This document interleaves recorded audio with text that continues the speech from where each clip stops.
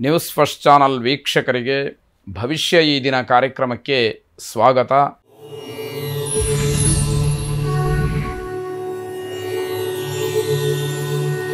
ಮೊದಲು ಮೇಷರಾಶಿ.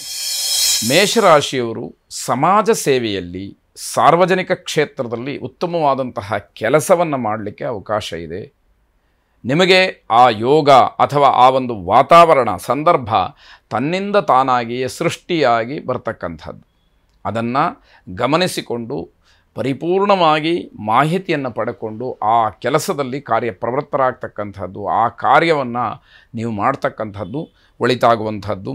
ಈ ದಿನ ಮಕ್ಕಳಿಗೋಸ್ಕರವಾಗಿ ಹೆಚ್ಚು ಖರ್ಚನ್ನು ಮಾಡ್ತೀರಿ. ಮಕ್ಕಳ ಮನಸ್ಸಿಗೆ ಸಮಾಧಾನ ಆಗುವಂತಹ ರೀತಿಯಲ್ಲಿ ಹಣದ ಖರ್ಚು ಆಗುತ್ತೆ ಅಂತ ಅರ್ಥ. ಷೇರು ಮಾರುಕಟ್ಟೆಯಲ್ಲಿ ಹಣ ಹೂಡಿಕೆ ಮಾಡೋದ್ರಿಂದ ನಷ್ಟವಾಗುತ್ತೆ. ನಿಮ್ಮ ನಿರೀಕ್ಷೆ, ನಿಮ್ಮ ಆಸೆ ಏನೋ ಇರುತ್ತೆ, ಆದರೆ ವ್ಯವಹಾರದ ದೃಷ್ಟಿಯಿಂದ ನಡೆಯುವಂಥದ್ದೇ ಬೇರೆ. ನಷ್ಟಕ್ಕೆ ತಲೆಯನ್ನು ಕೊಡಬೇಕಾಗತ್ತೆ ಎನ್ನುವಂಥದ್ದು. ಕುಟುಂಬದಲ್ಲಿ ಮನಸ್ತಾಪ ಉಂಟಾಗತ್ತೆ. ಮನೆಯವರು ಹೇಳಿದ್ದನ್ನು ಕೇಳುವುದಿಲ್ಲ. ನಿಮಗೆ ಅನಿವಾರ್ಯ ಆದಾಗ, ನಿಮಗೆ ತೊಂದರೆಯಾದಾಗ, ನಿಮಗೆ ಅಗತ್ಯ ಬಿದ್ದಾಗ ಮನೆಯವರ ಸಹಾಯವನ್ನು, ಬೆಂಬಲವನ್ನು ಕೇಳ್ತೀರಿ. ಅದು ಮನೆಯವರು ಒಪ್ಪಿಗೆ ಕೊಡೋದಿಲ್ಲ. ಆದ್ದರಿಂದ ನಿಷ್ಠುರ ಆಗ್ತೀರಿ.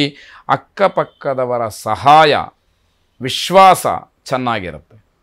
ಅದನ್ನು ಗೌರವವಾಗಿ ಉಳಿಸ್ಕೊಂಡ್ರೆ ಹಾಗೆ ಮುಂದುವರಿತಕ್ಕಂಥದ್ದಿದೆ.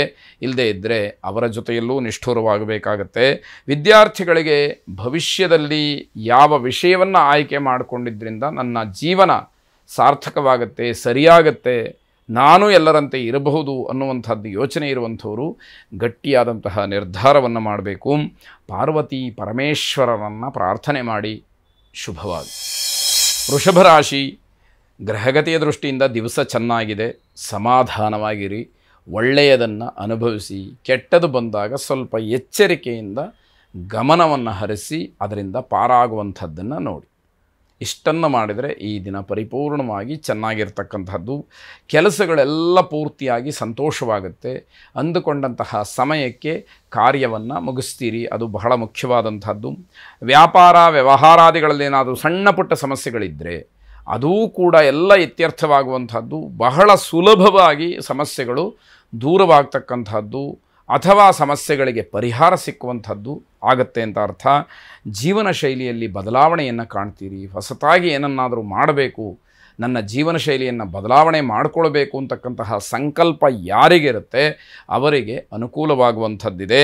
ಅಸೂಯೆ, ದ್ವೇಷ ಇತ್ಯಾದಿಗಳು ಏನೂ ಬೇಡ. ಬೇರೆಯವರು ಏನಾದರೂ ಹೊಟ್ಟೆ ಕಿಚ್ಚುಪಡಲಿ, ನೀವು ಅದಕ್ಕೆ ಪ್ರತಿಯಾಗಿ ಏನನ್ನೂ ಕೂಡ ಮಾಡುವಂಥದ್ದು ಬೇಡ ಅಂತ ಅರ್ಥ. ವಿರೋಧಿಗಳನ್ನು, ನಿಮಗಲ್ಲದವರನ್ನು ಒಳ್ಳೆಯ ಮಾತಿನಿಂದ ಸೋಲಿಸಬೇಕಷ್ಟೇ ಹೊರತು ಅವರ ಹತ್ರ ಜಗಳ ಮಾಡೋದರಲ್ಲಿ ಯಾವ ಅರ್ಥವೂ ಇಲ್ಲ. ಅದನ್ನು ತುಂಬ ಸೂಕ್ಷ್ಮವಾಗಿ ಗಮನಿಸಬೇಕಾದಂಥದ್ದು. ಗುರು ದತ್ತಾತ್ರೇಯರನ್ನು ಪ್ರಾರ್ಥನೆ ಮಾಡಿ ಶುಭವಾಗಿ.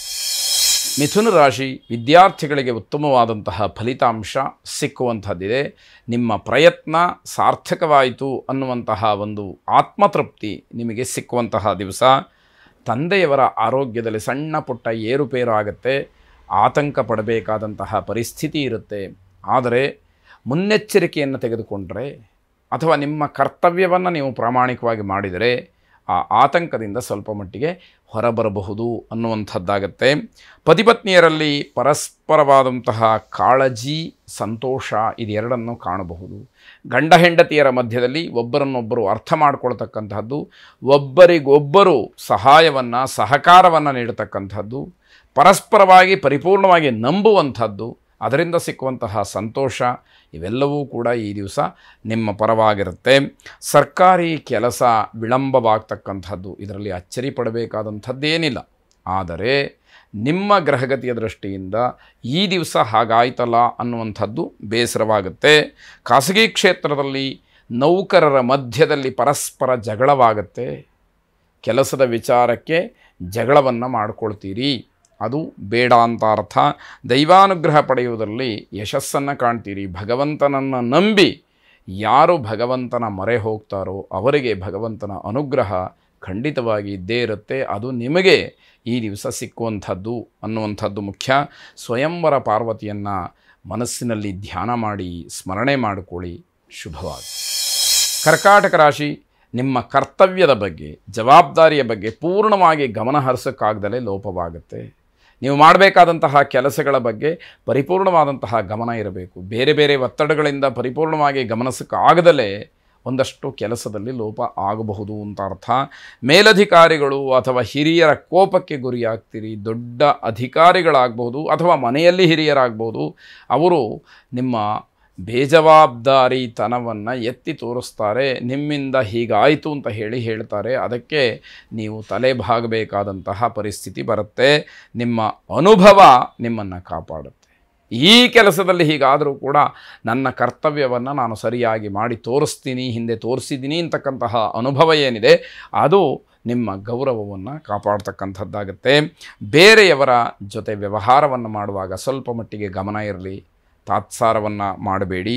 ಆಹಾರದಿಂದ ಆರೋಗ್ಯ ಕೆಟ್ಟು ಹೋಗುತ್ತೆ, ಅದನ್ನು ಗಮನಿಸ್ಕೊಳ್ಳಿ. ಆಹಾರ ಬಹಳ ಶುದ್ಧವಾಗಿ ಮಿತವಾಗಿ ಇರಲಿ. ನಾಲಿಗೆ ರುಚಿಗಿಂತ ನಿಮ್ಮ ಶರೀರಕ್ಕೆ ಹೊಂದುವಂತಹ ಆಹಾರ, ಅದರ ಬಗ್ಗೆ ಹೆಚ್ಚು ಗಮನ ಇರಲಿ. ಕಾಲಿಗೆ ಸಂಬಂಧಪಟ್ಟಂತಹ ತೊಂದರೆ ಕಾಣಬಹುದು, ಕಾಲಿಗೆ ಗಾಯ ಆಗಬಹುದು, ಕಾಲು ನೋವು ಬರಬಹುದು, ಹೆಚ್ಚು ಓಡಾಡಲಿಕ್ಕೆ ಆಗದೇ ಇರಬಹುದು. ಇವೆಲ್ಲವನ್ನು ನೋಡಬೇಕಾಗತ್ತೆ. ಗಣಪತಿಗೆ ಗಂಧವನ್ನು ಅರ್ಪಣೆ ಮಾಡಿ, ಗಂಧದ ಅಭಿಷೇಕವನ್ನು ಮಾಡಿಸಿ. ಶುಭವಾಗಿ.